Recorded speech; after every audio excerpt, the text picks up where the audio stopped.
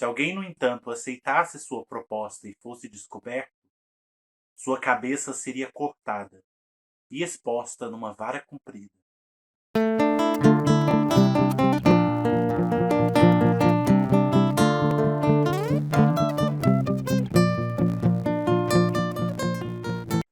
Seja bem-vindo ao 0,1. Hoje vamos fazer um vídeo um pouco diferente, um vídeo de unboxing. Vocês já sabem que eu trabalho com contos de fada, eu já fiz alguns vídeos de contos de fada. Hoje eu vou fazer o unboxing do livro 77 Melhores Contos de Grimm, que é um livro de capa dura, uma edição bem legal que vocês vão ver, que eu comprei durante a Black Friday. Se o resultado do vídeo ficar legal, se eu conseguir falar de uma forma divertida e eu achar que foi proveitoso, vou fazer alguns outros vídeos de unboxing também, para falar sobre esses livros que eu compro, mesmo os que não são sobre conto de fada, mas têm ligação com o estudo. Mas eu não pretendo fazer muitos livros por vídeo, porque às vezes ficam vídeos muito longos e vídeos de unboxing em geral que eu vejo ficam muito tempo no mostrando enquanto está fazendo e não fala sobre o livro. Então, paramos de falar sobre isso e vamos para o unboxing em si. O livro 77 Melhores Contos de Grimm é um box que reúne algumas versões de tradução dos contos dos irmãos Grimm. Não são as mais antigas traduções, mas são traduções, pelo que eu fiquei sabendo, bem fiéis à versão alemã. Então, o livro eu nunca tinha achado ele por menos de R$ 50 e consegui a menos de 20.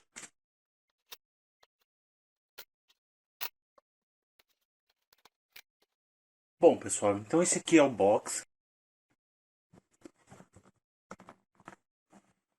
Os 77 melhores contos de Grimm. O acabamento dele é bem legal, é um box duro, diferente de outros boxes que eu já vi. Ele veio só com um pequeno amassadinho aqui, mas enfim. Coisa de transporte, provavelmente. São 2 livros de capa dura.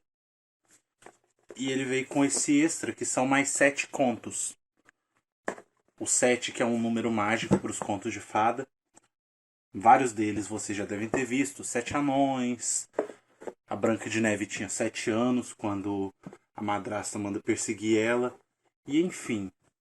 Os contos selecionados aqui tem um prefácio explicando um pouco sobre. E 2 livros formam 77 mais esse 7 do livreto. O acabamento do livro é bastante interessante. Essa artezinha aqui não se estende só a isso.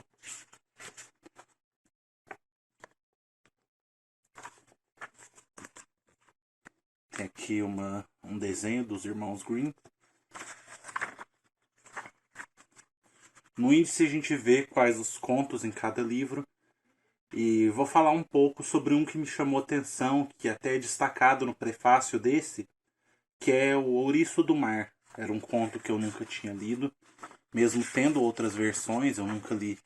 Acredito que eu nunca cheguei a ler todos os contos. A introdução escrita pela Luciana Sandrone é uma introdução que começa de uma forma bem interessante, com um conto de fada, meio que escrito para ilustrar a história dos irmãos. E aí começam os livros, os contos. As ilustrações, eu até tinha um colega na pós-graduação em contos de fada que eu faço, tinha falado sobre isso. As imagens das ilustrações têm uma qualidade um pouco pequena, se você levar em conta a qualidade do restante do livro. Mas acho que isso é o de menos. Todos os contos são envoltos nessa espécie de moldura. Então, toda história que vocês acompanharem no livro vai ter essa moldurinha. E nem todos os contos têm ilustração, mas grande parte deles tem. Tem muitos contos que provavelmente quem não é da área, quem não se dedica ao estudo de conto de fada não vai conhecer. E como eu tinha dito, vou destacar o Ouriço do Mar.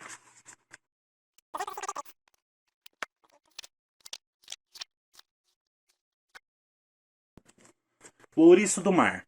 Escolhi destacar esse conto porque ele é um conto bem diferente dos outros. Ele é um dos contos em que a princesa em questão não é nada frágil, pelo contrário. Sem dar muito spoiler, mas basicamente o enredo é uma princesa que decide que não quer se casar e cria uma situação que beira o impossível para que ela consiga encontrar um pretendente. Quem falhasse nisso, nessa proposta dela, morreria e teria sua cabeça colocada à vista de todos na ponta de uma estaca. Bem levinho, como os contos de fada deveriam ser. No segundo livro, a gente já tem o mesmo acabamento. A ilustração é outra, né, na capa. Mas, ó, a mesma base. Volume 2. Fotinha dos irmãos Grimm, quer dizer, foto, né? A lista dos contos.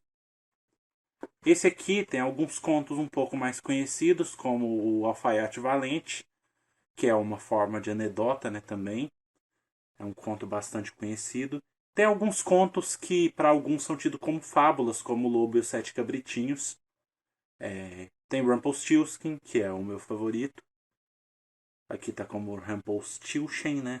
Que é provavelmente mais próximo do alemão, enquanto Rumpelstiltskin, da forma como é na série, deve ser mais americanizado. E tem aqui Chapeuzinho Vermelho. Sou suspeito para falar também, mas é um conto que para mim tem muito significado, seja pela ligação que eu tenho com ele na infância, ou seja pela forma como ele é arraigado no nosso imaginário, né? E é um espetáculo que eu já fiz. Aqui a imagem do nosso lobo mau, que é o que dá capa para esse segundo livro. Nosso lobo. Mais uma vez destacando, o acabamento das imagens não é o exato ponto forte dessa edição, mas é uma edição bastante bonita e o texto é bem fiel ao que possivelmente seja o alemão. Me chama a atenção, por exemplo, que no primeiro volume, a Cinderela, ele tem a base do conto, vamos dizer, não original, porque não dá para falar isso quando a gente fala de contos, mas uma questão ligada ao alemão. Ele tem as filhas da madrasta tentando cortar o pé para caber no sapatinho, mas ele tem um pouco de diferença na tradução, na forma como os passarinhos falam. Eu tenho uma outra edição que essa é, segundo soube, uma tradução exata da primeira versão antes dos irmãos Grimm começarem a censurar. E nessa primeira versão os passarinhos falam uma coisa que até é uma piada entre mim e minha namorada, que é rocrocro, rocrocro, que seria o barulho deles, eu imagino. Nessa edição ele não traz. Aqui mesmo no livreto, como vocês estão vendo, eles têm o mesmo acabamento, o mesmo cuidado, por mais que a dimensão seja um pouquinho menor. Durante o vídeo eu vou colocar as dimensões, acabamentos e detalhes do livrinho para vocês. E é isso, eu indico muito que vocês adquiram esse livro. Se você é fã de conto de fada e está procurando uma edição legal, os 77 melhores contos de Grimm, sem dúvida, vão ser uma boa opção para você.